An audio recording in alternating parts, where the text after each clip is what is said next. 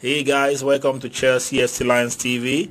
I just want to share with us a few of the reports that is making the rounds.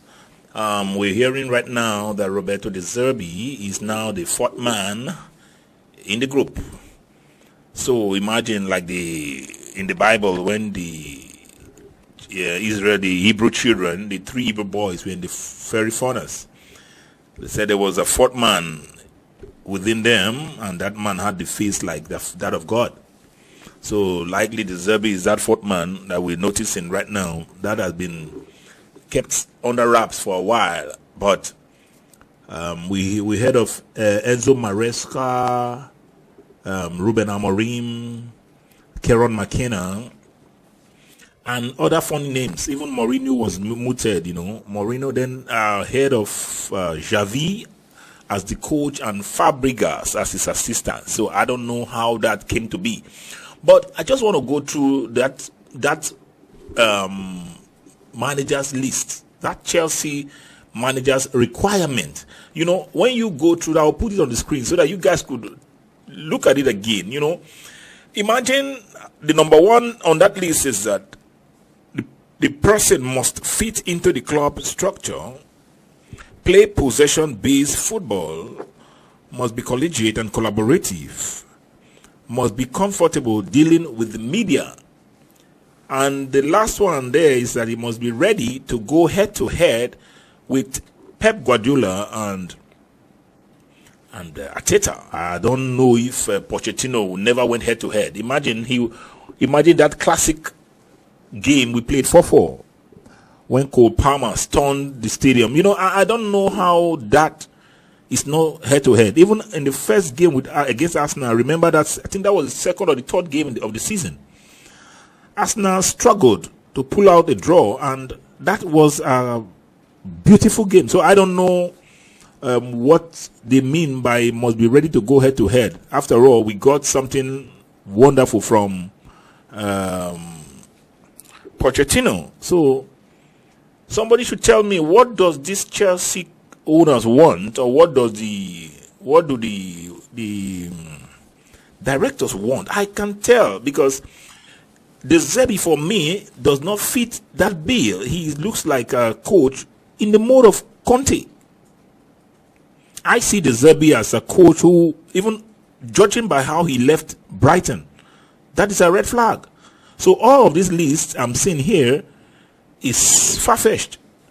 Maresca, for me, I'm looking at Maresca as a decent coach. Amorim, I don't know if the hype around Amorim suits me, but I just believe he's a flash in the pan. It may not last, but the Zerbi for me is frightening. I don't know why the bosses want him. I feel, for one, that maybe they use all these low-class, middle-class coaches as a smoke screen. So obviously, they use them as a smoke screen and just pull out the Zerbi out of the blues and make him feel like, or make us feel like, oh, this is the savior. Because I don't think the Zerbi, for one, is a right fit. I don't know of possession football. I don't think the Zerbi plays possession football like is being advertised. So Amorim, I'm hearing, is out of the race. Kieran McKenna seemed to be waiting for the Brighton job, even though he was looking out for Manchester United. But I think he's waiting for the Brighton job because he has been interviewed. I never saw Thomas Frank at all. I felt so ashamed that we were even considering Thomas Frank as a coach, for the club. Like we're going back to Graham Potter. I don't know what is wrong, but De Zerbi for me right now seems to be the front runner. I can't hear any other coach. I just heard Antonio Conte is now the coach has agreed with Napoli. So very likely he will be the next coach for Napoli. Mourinho came up in the scene, but I am not sure if Mourinho is still in the picture. Like we are hearing, probably those betting companies, Bet360 and the rest of them, 365 and the rest of them, we are using Mourinho to pull up their bets and increase their betting options and payouts. So I don't think Mourinho was ever considered. We heard reports that Mourinho, Conte, Thomas Tuchel were never in consideration were never up for consideration as it affects the new coach. So, but right now I am seeing the Zerbi. The Zerbi is now in the front line. And as a side note, Pochettino likely is going to return to Stamford Bridge sometime June 9th, because there's a World 11 versus England at Stamford Bridge for the Soccer Aid charity game. So he's going to be the coach of the World 11. And he has promised to honor it, irrespective of the fact that he's no longer in charge at the bridge. He has promised to honor it. And I am still of the opinion that it is important that a coach have a say on the table. We cannot hire coaches and tell them they don't have a say in terms of who comes in and who goes. I am not saying the owners and the board cannot make their own purchases, but a coach should be allowed to make at least 1, 2, 3 suggestions, because he has a system he wants to play, he has a philosophy, and he must be allowed to execute properly. Saying that a coach cannot influence who comes and who goes is beyond me. I don't think that is right. That cannot be right. Every coach must be allowed at least to bring in a few of the players they want that can help them succeed. And if you want a coach to succeed, he must be allowed to bring in the players that they want.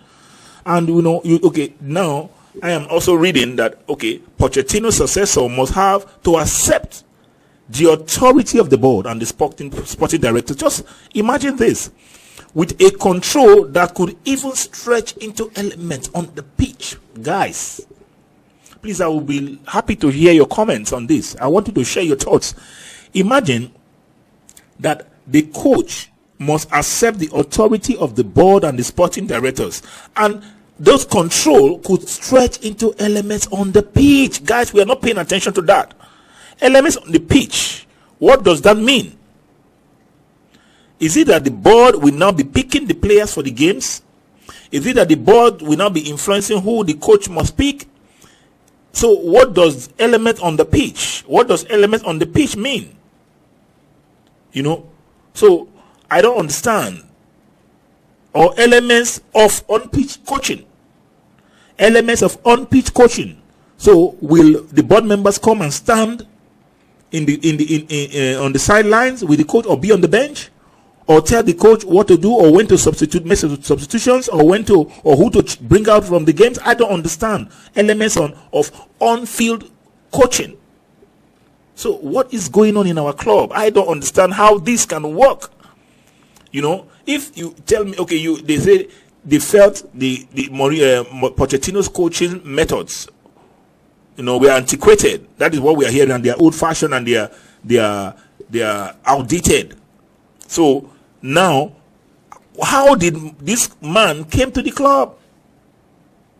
He came to the club via an interview. How did he come to the club? Somebody should tell me.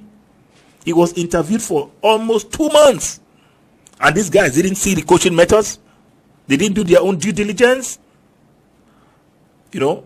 And Begdad Bali had to come with a whole dossier of papers, to tell Pochettino why he can't be coach anymore, pointing out all the wrongs, because like we heard, all of the decisions were made long ago, more than 6 weeks ago.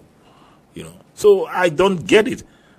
And I'm also getting the feelers that the club is willing to open talks with Conor Gallagher, in trying to get a new deal for the club, which I welcome solidly, and I will be happy if the same goes for Trevor Chalobah, because those are 2 players I want us to keep, and I'm aware that Pochettino wants to keep those players, but the board does not want it. Because they don't want it, then they have to fall out. Guys, share your thoughts if you want Gallagher to remain in the club, or if you want Chalobah to remain. I welcome a new deal. That is my opinion. That is my thought, and I've always appreciated Conor Gallagher's contribution to the team, and I know and I believe we don't have any player in his mold, and I can't point 2 or 3 players like him in the Premier League. So it's a good thing that is in our squad, and it's very very likely also that the reason we played the way we did was partly because of his contributions. partly because of his contributions. Marcus Rashford, we're hearing also there are players that are available. Marcus Rashford is available.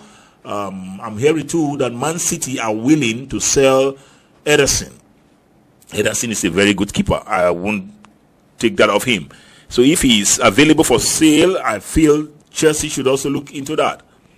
He's a decent keeper. So going for Ederson, we upgrade our goalkeepers department. I am very, very sure of that.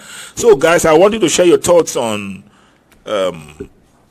Zerbi. Right now, he seems to be the only one that we are looking at, because I am not seeing any other coach, and they are saying also that that coach must have coached in the Premier League. He is the only one that looks like that fits that bill. I don't know if they are trying to find a way to squeeze it in and kind of blackmail us or force us to accept him as the option. I don't know, but right now the Zerbi, from nowhere, out of not being in contention, is now like the front man. And Enzo Maresca seemed to be like the second choice. They're just like running side by side or neck and neck, because the Zerbi and Maresca seem to be like the two options that Chelsea management and the directors are going for. So hopefully by tomorrow, by Tuesday, Friday, latest Friday, I believe we will get a report. I'm hearing too that the Zerbi has received a 3 years contract and a possible 1 year extension. So that is what we are hearing, that he has been secretly employed. So, but we can't get confirmation until there's an official statement, or we get the here we go from Fabrizio. So let's keep our fingers crossed as we wait for Chelsea to give us a report. Well, we're hoping for the best for our club as we step into the new season, 2024-2025 season. Till I see you again. Peace.